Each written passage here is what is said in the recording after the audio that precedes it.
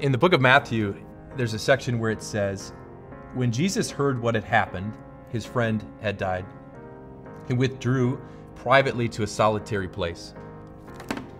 I never quite get, at least as a kid, I never quite got how God could need breaks. He creates the world in 6 days. He can raise people from the dead. Why would God need a break? As a kid, I dreamed of activity, and my mom making me go to bed was like a necessary evil. I think I get it as an adult. I do not dream of activity. I've got enough activities. I've got my kids' stuff.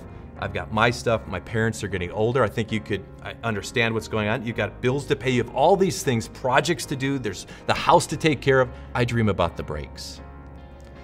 What kind of break do you dream of? Just imagine this. You're getting ready for your break, and that's what Jesus was doing. And it says, hearing of this, that he was crossing the lake, the crowds followed him on foot from the towns. So just imagine, you're in Cabo San Lucas and you're getting down to relax, and your boss sends you a text message for more work. You're about to read a book and the phone rings. Maybe you've been there. You're just relaxing at home. Maybe it's not so exotic. And you've got your glass of wine and your favorite Nicholas Sparks movie.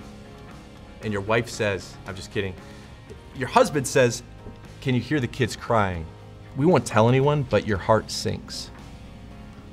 But listen to what God says. When Jesus landed and saw a large crowd, he had compassion on them and healed their sick. I think here's the problem. It's not that we don't want to have compassion.